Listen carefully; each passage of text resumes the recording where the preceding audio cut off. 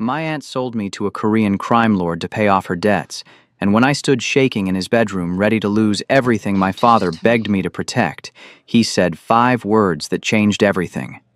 Go to sleep, I won't touch you. Now, 3 weeks later, I'm engaged to him, wearing a ring worth more than my life, and his enemies just started asking questions about the black girl who made the untouchable man smile. Before we continue, besties, please don't forget to like and subscribe. This is your only way of supporting us, as we also promise to bring you interesting and hooking stories every single day. Also, tell me in the comments section where you are watching from and what time it is there. I want to know how far my story of love has traveled. He says he turned me into a weapon they can't afford to use, but the man watching me from across this ballroom looks like he's already calculating the cost. The dress was too tight. Nia could barely breathe as she stepped onto the Skyline Crown rooftop. Manhattan stretched out below her like 1,000 broken promises wrapped in gold. The wine-colored fabric cut into her ribs. The fake diamonds pulled at her earlobes. These heels weren't hers. Nothing here was hers. Stand up straight. Aunt Agnes hissed the words without moving her lips. Her nails dug into Nia's elbow, steering her past women who looked like they belonged in magazines. Women with real jewelry, real confidence, real everything. Nia was real too, real broke, real desperate, real out of place. Remember why you're here, Agnes whispered. Your uncle needs those pills. Econ has your passport. Your visa expires in 6 weeks. 6. You understand what happens if you mess this up? Nia understood. She'd understood since the night Agnes sat her down 3 months ago and explained what sponsorship opportunities really meant. Since the night Agnes stopped pretending this was about helping family and started tallying how much Nia owed. The rooftop was all glass and chrome. City lights bounced off every surface. A private event. Elite. The kind of place where people didn't ask how much things cost because they owned the things that set the prices. Nia's hands shook. She tucked them behind her back. A memory slammed into her. Lagos. 2 years ago. The hospital room that smelled like bleach and dying hope. Her father's hand, so thin she could see every bone, gripping her wrist. Nia, listen to me. His voice had been paper dry, cracking on every word. Promise me something. Your first love, your first kiss, your first everything. Don't trade them for survival. Don't let anyone take what should be yours to give. Choose for yourself. Promise me. She'd promised. Sitting there watching him fade, she'd promised. Now she was about to break it. This way. Agnes pulled her toward a glass enclosure at the center of the rooftop. The Legacy Suite. That's what the gold plaque said. Inside, a man stood with his back to them, hands in his pockets, looking out at the city like he owned it. Maybe he did. Ryan Seo, Korean American, 32. Power broker, that's what Agnes called him. Nia had heard other words. Fixer, connected, untouchable. The kind of man who could make your visa problems disappear, or make you disappear. A shorter man stood beside him, scrolling on a tablet. He glanced up as they entered. Nia Okoye, 23. Student visa dropped after 1 semester at Borough of Manhattan Community College. Currently working under the table at Sweet Grace Bakery in Elmhurst. Aunt Agnes Okoye is primary guardian.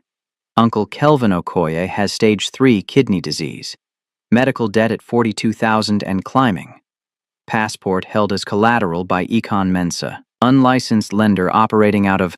That's enough, Jin. Ryan's voice cut through the air like a knife through butter. Smooth. Cold. Final. He turned around. Nia forgot how to breathe. He wasn't handsome the way magazine covers were handsome. He was handsome the way sharp things were, beautiful, dangerous, and precise. His eyes moved over her face, her shoulders, her too-tight dress, not like he was checking her out, but like he was reading a book written in a language only he understood. The glass door opened again. More women entered. A blonde in a dress that cost more than Nia's rent. An Asian woman dripping in diamonds that were definitely real. They looked at Nia the way you'd look at a roach on a wedding cake. Mr. CO, if you'd like to review the other candidates, the event organizer began. No. Everyone stopped. Ryan's eyes hadn't left Nia. Send them home.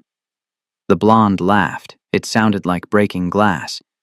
You haven't even spoken to anyone yet. She doesn't even know why she's here. Exactly.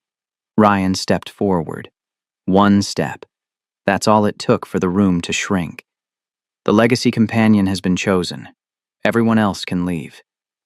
Silence. The kind that rang in your ears. Agnes's nails dug deeper into Nia's arm. Not a warning. A celebration. The other women filed out, their heels clicking like angry drum beats. The organizer stammered something about protocol. Jin closed his tablet with a soft snap. And then it was just Nia. Standing alone in a glass box above a city that had chewed her up and spit her out 100 times already. Ryan tilted his head slightly. Do you know what you just agreed to? Nia's throat was dry. No. Good, he said. Neither do I yet. They didn't ask her name. The hotel staff moved around Nia like she was a mannequin, undressing her, running a bath. The water was too hot. She didn't say anything.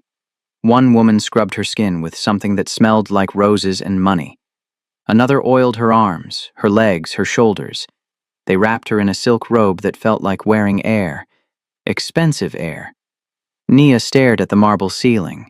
Her mind was screaming, but her body had gone numb. One night, Agnes had said before they left Queens. One night and you secure everything. The visa. The money. Your uncle's treatment. Don't mess this up, Nia. Don't you dare mess this up. But what was she supposed to do? How was she supposed to act? Nobody had given her a script for this. Her father's voice whispered in her head. Don't trade your first for survival. Too late, Dad. Too late. The bathroom door opened. A man in a black suit stood there. Not Ryan. The other one. Jin. He's ready for you. Nia's legs almost gave out. Jin didn't smile, didn't frown, just turned and walked, expecting her to follow. The hallway was long, white walls, soft lighting. Her bare feet sank into carpet that probably cost more than her life. They stopped at a door. Jin knocked twice, then opened it. Try not to trip, he said flatly. These floors aren't forgiving. Then he was gone. Nia stood in the doorway. The suite was bigger than her apartment. Floor-to-ceiling windows showed the city glittering below. And there, standing at the glass with his back to her, was Ryan. No jacket, just a white shirt with the sleeves rolled up. Hands in his pockets. Close the door. His voice wasn't loud.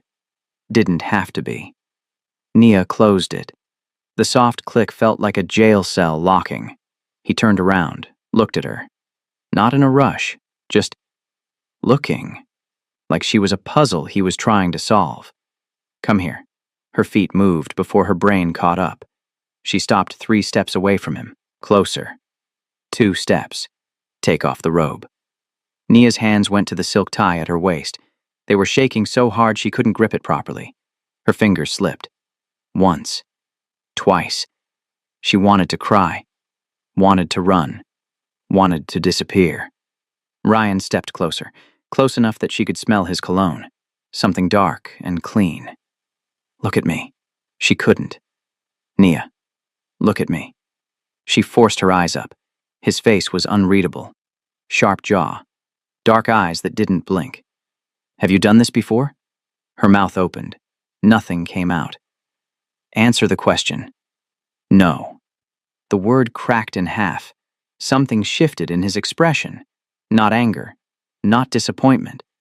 Something else. How old were you when your father died? The question hit her like a slap. What? Your father. The hospital in Lagos. How old were you? 21. Why does that? What did he ask you to promise him? Nia's breath caught. Her eyes burned. How do you know about that? Ryan didn't answer. Just waited. He made me promise not to do this. Not to give myself away because I was desperate. He said my first time should be my choice. Not survival. Not debt. My choice. The words hung in the air between them. Ryan stepped back, ran a hand through his hair. For the first time since she'd met him, he looked tired. Go to bed. Nia blinked. What? The bed. Go sleep in it. But I thought, I don't take what's pushed at me out of desperation. His voice was flat, final. I take what's given with understanding. You don't understand anything yet, so go to bed. Where will you? The couch in the office. He pointed to a door on the far wall. I'll be there. Lock the bedroom door if it makes you feel safer. Nia stood frozen. This wasn't how it was supposed to go. Agnes said he'd take what he wanted. Everyone said men like him took what they wanted. I don't understand, she whispered. Good. Ryan walked toward the office door. Maybe that'll keep you alive longer. He closed the door behind him. Nia stood there in the silk robe, in the middle of a suite that cost more than her existence, feeling like she'd just failed a test she didn't know she was taking. She climbed into the bed. It was too soft, too big, too wrong. And for the first time since her father died, she cried until her throat was raw. They threw her out the service exit. Not literally, but the message was clear. Jin handed her a Metro card and a blank piece of paper, pointed to the elevator marked staff only, and walked away. No car. No explanation. No Ryan. Nia rode the train back to Queens feeling like a used tissue. The silk robe was gone. They'd given her back the wine dress. It smelled like shame and expensive soap. She replayed the night over and over. What did she do wrong? Was she supposed to fight harder?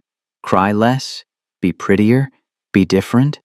Maybe she was too African, too dark, too broken. The apartment building looked smaller than she remembered. Grayer. She climbed the stairs with dead legs. The door was unlocked. Agnes was waiting in the living room, arms crossed, face like a thunderstorm. The slap came before Nia even closed the door. You stupid, useless girl. Nia's cheek burned. She stumbled back against the wall. One job. Agnes was screaming now. One simple job, and you couldn't even do that. Do you know what you've done? Do you know how much I borrowed from Econ to get you in that room? I didn't ask you to. You didn't ask. You didn't ask. Another slap. Harder this time.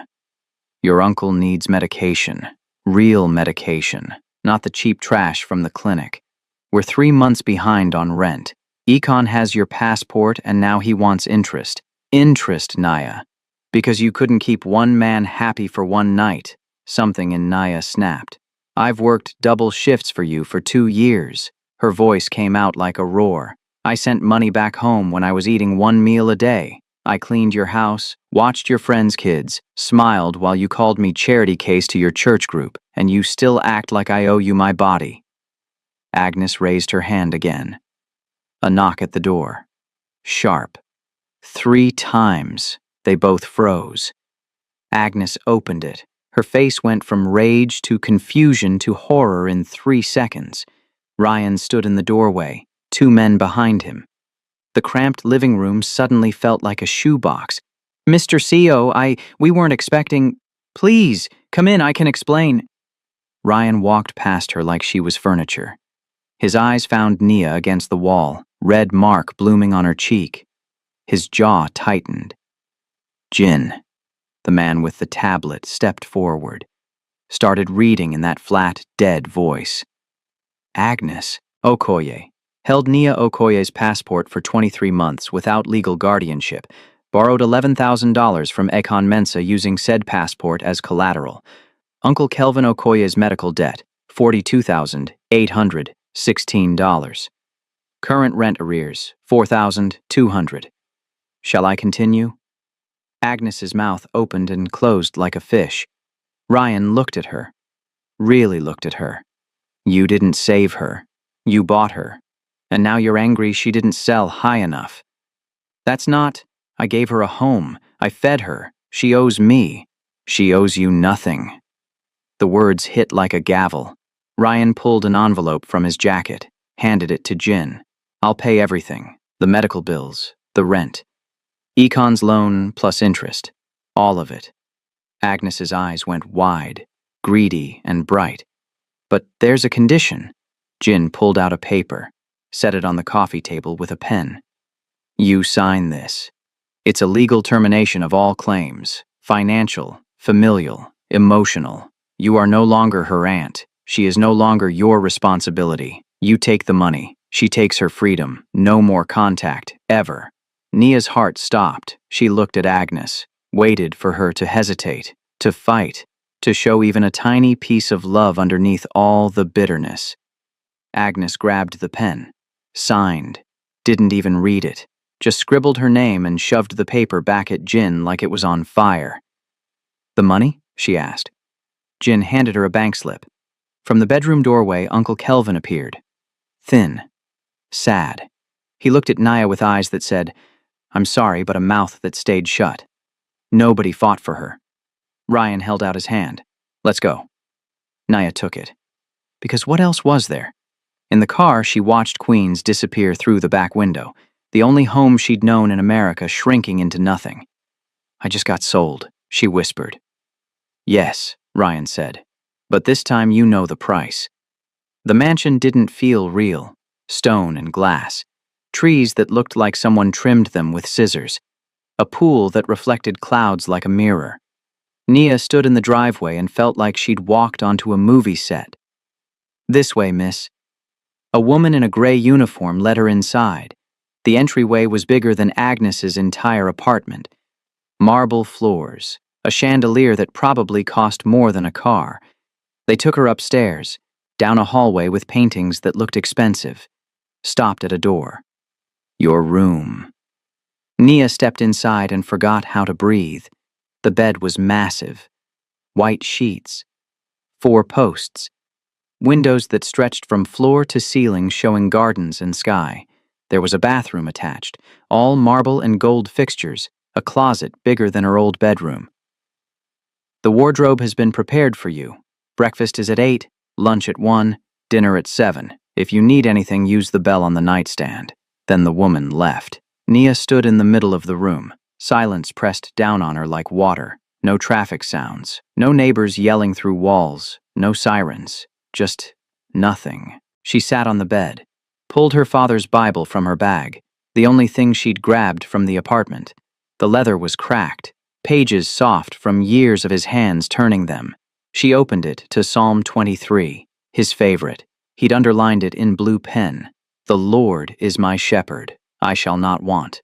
Her throat closed up. She wanted everything, wanted her father back, wanted to understand why Agnes signed her away without blinking, wanted to know why Ryan didn't touch her when that's what everyone said men like him did, wanted to not feel so lost. The tears came hard, ugly crying, the kind that made her whole body shake. She buried her face in the pillow and let it out. All of it. 2 years of holding everything together. 2 years of pretending she was fine. 2 years of being strong. She cried until her eyes burned, until her head pounded, until she had nothing left. When she opened her eyes, the room was darker. The sun had moved. Hours had passed. A soft knock. Miss Nia? A young woman stood in the doorway. Early 20s, brown skin, kind eyes. She held a tray with food. I'm Lila, your personal attendant. You slept through lunch, so I brought you something. Nia sat up. Her face felt swollen. I'm not hungry. You need to eat anyway. Lila set the tray on the bed. Soup, bread, fruit. Crying burns calories. Your body needs fuel. She said it so matter-of-fact that Nia almost laughed. How long have you worked here? Nia asked. 3 years. Are you one of his women? Lila smiled, sad but real. No, I'm staff. There's a difference. What's the difference? Staff get paid. Women get complicated. Nia picked up the spoon. The soup was good. She didn't realize how hungry she was until the first bite. Can I ask you something? Nia said quietly. Sure. Does it get easier? Living here? Feeling like you don't belong? Lila sat on the edge of the bed, looked out the window. I had someone once, back home in Virginia. His name was Evan. We were going to get married. had the date picked and everything. What happened? His mom got sick, cancer. The medical bills came fast. He had to choose between saving her and keeping me. He chose her. Lila's voice didn't shake. She'd made peace with it. I don't blame him. Sometimes survival makes you pick things you don't want to pick. Do you still love him? Yeah, probably always will. But love doesn't pay bills. Doesn't keep people alive. So I'm here. Making money. Staying safe. Adapting. I'm scared I'll become just another piece of furniture in his life, Nia whispered. Lila turned to look at her. Really look at her. Men like Ryan are used to being feared. Used to being obeyed. They're not used to being seen. She stood up, collected the tray. If you ever want to matter to him, don't try to seduce him. Everyone tries that. Figure out how to see past the monster everyone else sees. That's the only way in. She stopped at the door. Also, he doesn't keep furniture that talks back. So the fact that you're still here means something. The knock came at midnight. Not on her door, on her window. Nia looked up from her bed. A man in a black suit stood on the balcony. One of Ryan's security. He gestured down. Toward the pool. Her stomach dropped. She put on the robe they'd left in the closet. Walked downstairs barefoot. The house was dark except for soft lights along the hallways, like a museum after closing. The pool glowed blue in the night. Steam rose off the water into cool air, and there, cutting through the water in clean, strong strokes, was Ryan. He saw her, stopped swimming, stood up in the shallow end. Water ran down his chest, his shoulders. No suit, no armor, just him. Come in. I don't know how to swim. I know. Come in anyway. Nia stepped to the edge. The water looked like liquid light. She sat down, legs dangling in. The warmth felt good. All the way in. She slid into the water. It came up to her chest. The robe floated around her, clinging to her skin. She felt exposed, vulnerable. Ryan moved closer, not touching, just close. What do you think you're losing by staying here? He asked. What? Everyone loses something in my world. What are you losing? Nia's hands moved under the water, nervous. My promise. What promise? She told him some of it that first night, but not all of it, not the weight of it. Before my father died, I sat with him for 3 days, watching him fade. He couldn't eat, could barely talk, but on the last day he grabbed my hand so hard it hurt. Her voice cracked. She kept going. He said, Nia, listen to me. Your first love, your first kiss, your first time. Don't trade them for survival. Don't let anyone take what should be yours to give. Choose for yourself. He made me promise, made me say the words out loud. Ryan listened, didn't interrupt. I promised him, and now I'm here, about to break it because of debt and visas and all the things that shouldn't matter but do. Why do you think you're here? Ryan asked. To sleep with you. That's what everyone expects. That's what they expect, not what I expect. Nia looked at him, confused. Then why choose me? Ryan moved closer. The water rippled between them. In my world, virginity is a trophy. Something men collect to prove dominance. Your aunt saw it as currency.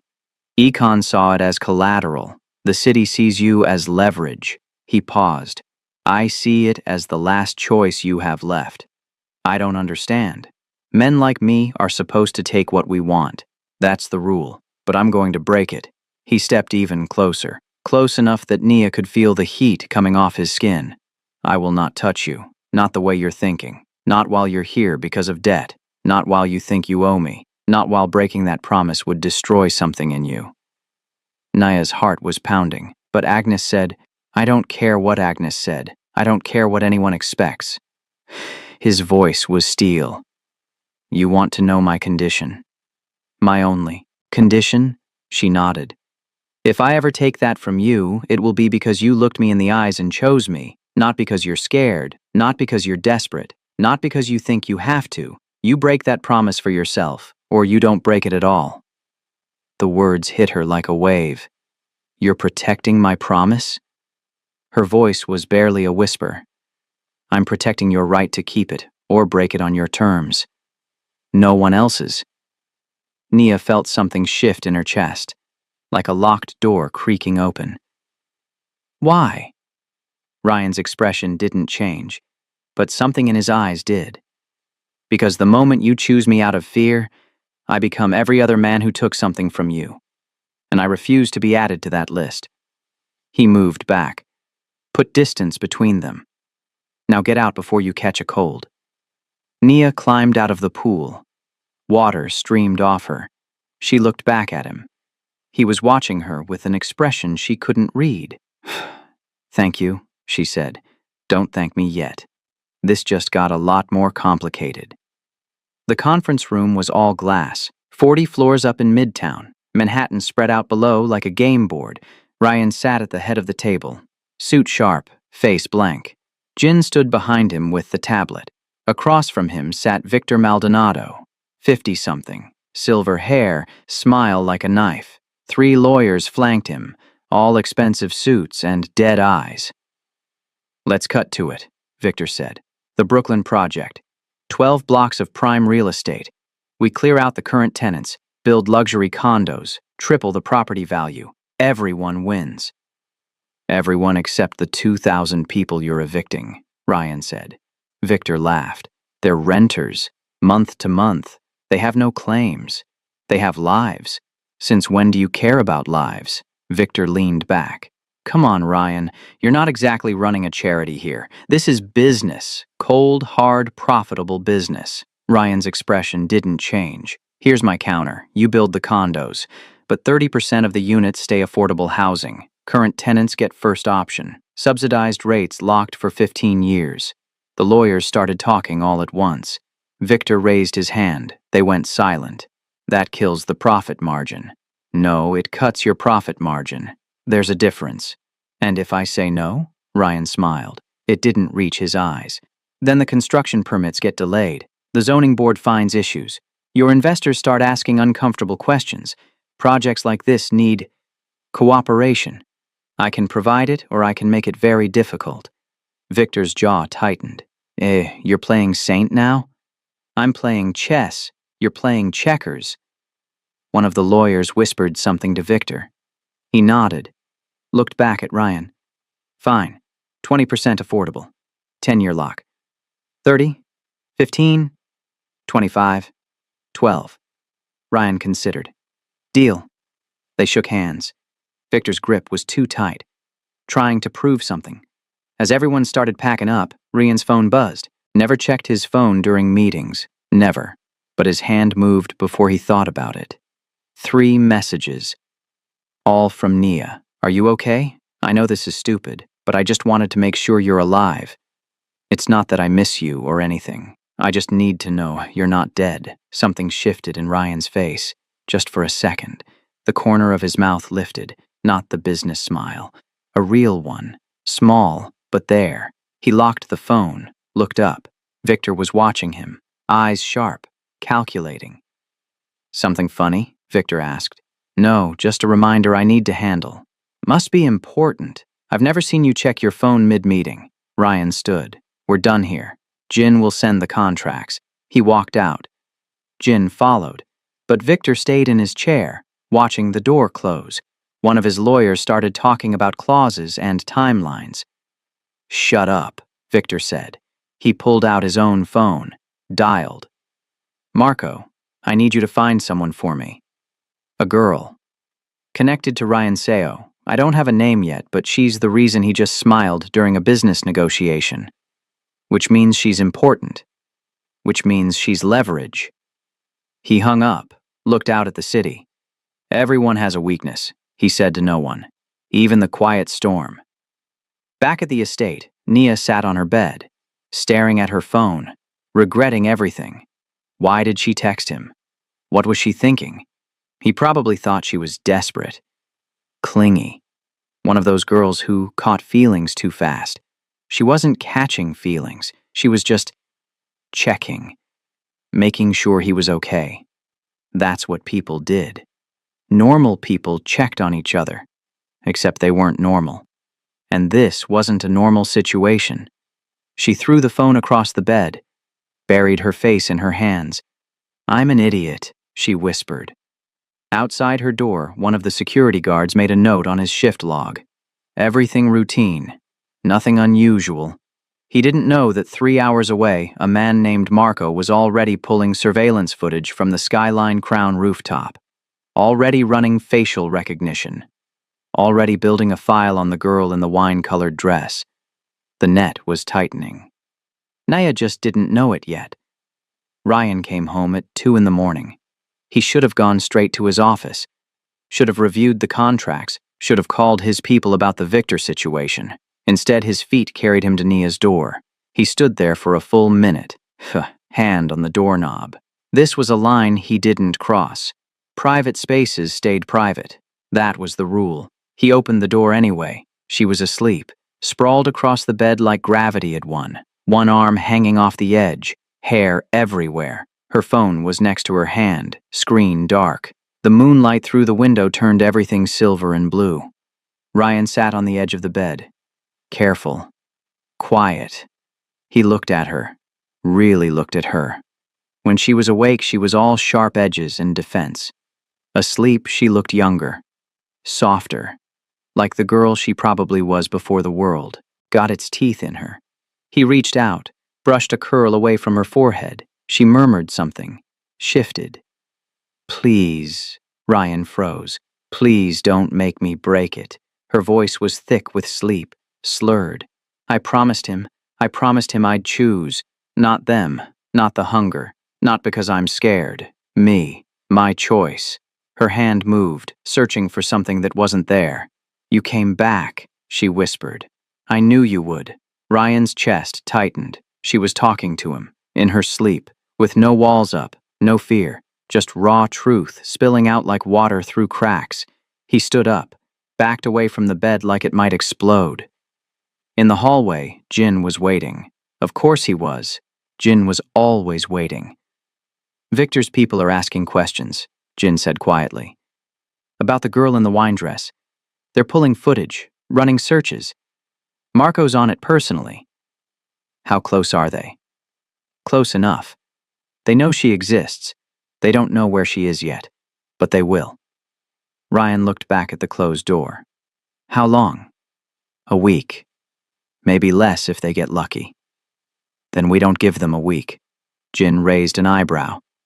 "What are you thinking?" "I'm thinking hiding her makes her a target. Shadows are where men like Victor hunt.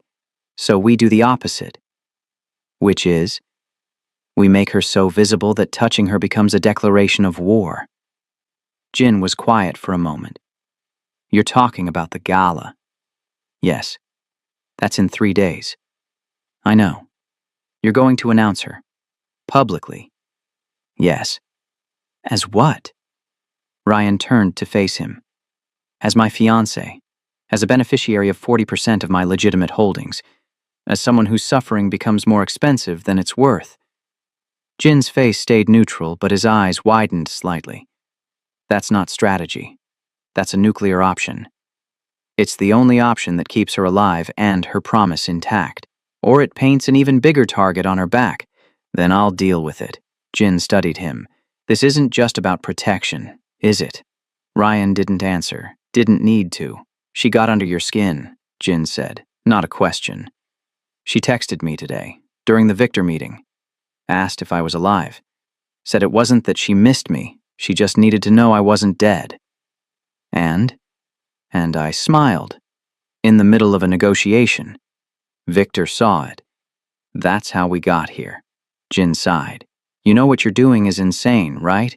You're tying half your empire to a girl you met a week ago. A girl who doesn't even understand your world yet." "I know. And you're doing it anyway." "Yes." "Why?" Ryan looked back at Nia's door one more time. "Because she's asleep in there talking to me in her dreams. Telling me not to make her break her promise. Trusting me to come back. And no one has trusted me with anything real in 10 years. He walked toward his office. "Set up the gala announcement. Make sure every major player is there. Victor included. I want witnesses. You're going to regret this. Jin called after him. Probably, Ryan said. But not as much as I'd regret letting her disappear. The emerald dress fit like it was made for her. Because it was. Nia stared at herself in the mirror. The girl looking back didn't look like someone who'd scrubbed bakery floors 3 weeks ago. She looked like she belonged at a charity gala in downtown Manhattan. She hated it. Breathe, Lila said behind her. In through your nose, out through your mouth. I can't do this. You can. You will. What if I trip?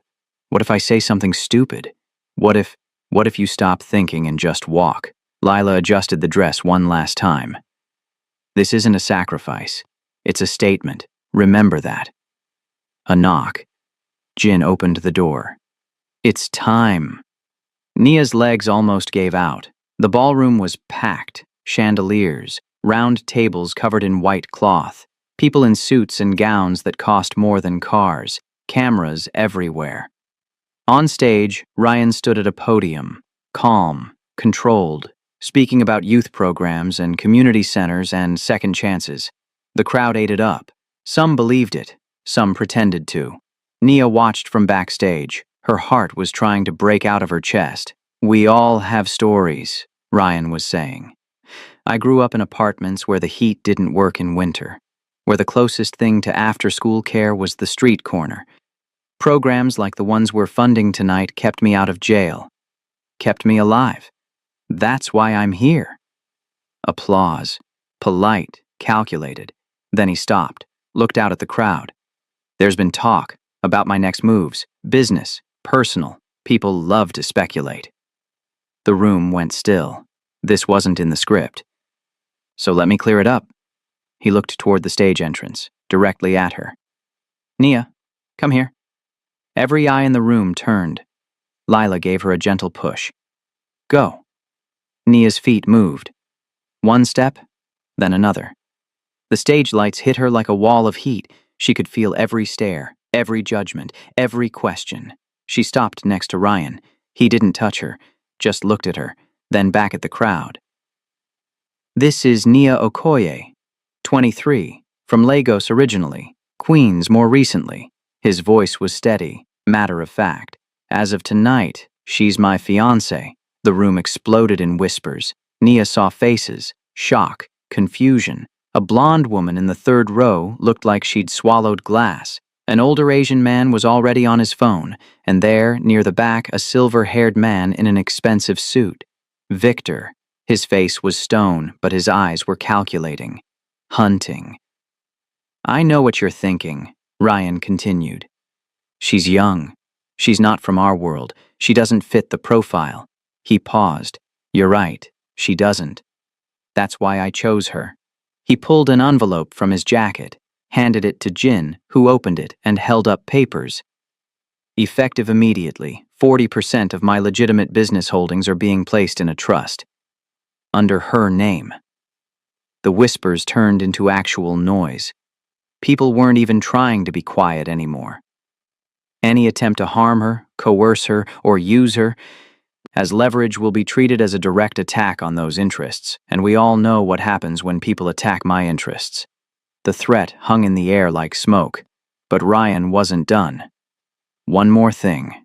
He turned to face Nia fully now. Our relationship has conditions, physical conditions. I will not touch her in any intimate way unless she explicitly asks me to. Not because of obligation. Not because of debt. Because she chooses it. Someone in the back laughed nervously. Others looked confused. You can call it old-fashioned. Call it weakness. Call it whatever you want. His voice cut through the noise. But in a world where power means taking what you want, I'm choosing to wait for what's given freely. He took Nia's hand, slid a ring onto her finger, emerald, surrounded by diamonds. Welcome to the family, he said quietly, just to her. The applause came, slow at first, then building. Cameras flashed. Nia stood there, ring heavy on her hand, feeling like she'd just been marked, claimed, protected, and exposed at the same time. Victor was still watching. He brought his hands together slowly, clap, clap, clap. His smile was all teeth. As they walked off stage, Nia leaned close to Ryan. "You just made me a target." "I made you too expensive to touch," he corrected. "There's a difference." "And if someone decides the cost is worth it?" Ryan's hand tightened on hers, just slightly. "Then they'll learn why people call me the quiet storm." The terrace was empty. Just Nia and Ryan and the city lights below. The gala was still going inside. Music. Laughter. People pretending they weren't already on their phones spreading the news. Nia leaned against the railing. The ring caught the light every time she moved her hand. "You turned me into a weapon," she said. Ryan stood a few feet away. Jacket off, tie loose. "Yes." "Without asking me?" "Would you have said yes if I asked?" She thought about it. "No." "Then I didn't ask." Nia turned to face him. "Is this real? The engagement or just a shield?" "Both." "That's not an answer." "It's the only answer I have." Ryan moved closer. "In my world, the only people who stay safe are the ones whose suffering costs too much. I made your suffering expensive." "And the other part? The fiancé part?" He was quiet for a moment. "That's complicated." "Uncomplicate it. I don't do complicated emotions. I do strategy, control, clear lines." He looked at her, really looked at her. "Then you showed up, and nothing's been clear since." Nia's heart was doing that thing again. The pounding thing. "Everyone expects me to break my promise now," she said quietly. "Now that I'm tied to you. Now that I have your ring. Your protection. Your money. What do you expect?" "I don't know anymore." Her voice cracked. "I made that promise when I thought I had control over my life. Now I don't know what I control. If I break it now, am I choosing? Or am I just giving up?" Ryan stepped closer. Close enough that she could feel the heat from his body. "Listen to me. You break that promise or you keep it. Either way, it's your decision, not mine, not Agnes, not your father's ghost, yours." His voice was steel. "I told you in the pool. I'm not taking that from you. Not while it's tied to obligation. So yes, you're engaged to me. Yes, half my empire is pinned to your name. But that line? The one your father drew? That stays exactly where it is until you erase it yourself. And if I never do? Then you never do. And I'll deal with it." "Why?" The word came out desperate. Confused. "Why protect something that makes your life harder?" "Because the second I take it out of fear or obligation, I become every other man who stole something from you, and I refuse to be on that list." Nia felt tears building. She blinked them back. "I don't know how to exist in your world." "Good. Because the moment you know how, you'll start becoming someone else." He reached out, tucked a curl behind her ear. "Stay confused. Stay uncomfortable. Stay you. Even if that makes me weak." "You walked into a room full of predators tonight. Wore my ring. Stood in front of cameras while people tore you apart with their eyes. And you didn't break." His thumb brushed her cheek. "That's not weak. That's the strongest thing I've seen in years." The moment hung between them. Heavy. Charged. Then Ryan stepped back. Put distance there again. "Get some sleep. Tomorrow we deal with the fallout." He walked inside. Nia stood on the terrace, alone. The ring felt like a handcuff and a shield at the same time. Miles away, Victor sat in his apartment. Photos spread across his desk. Nia at the gala. Nia leaving the hotel. Nia in Queens outside Agnes building. His phone rang. Marco. "I found her history. Father died in Lagos 2 years ago. Uncle's sick. Aunt basically sold her. She's got nothing. No leverage, no power. Just Ryan's protection." "And family back home?" Victor asked. "A mother. 2 younger brothers. Village outside Lagos." Victor smiled. "There's always a weaker link." He hung up, pulled out a fresh file, started writing notes. If he couldn't touch Nia directly without starting a war, he'd touch everything around her until she broke herself. In her room, Nia turned the ring on her finger, thought about Lagos, about her father's hand gripping hers. Choose for yourself. She'd made the promise. Now she had to figure out if keeping it was strength or fear, and whether the man who protected it was her savior or just another cage.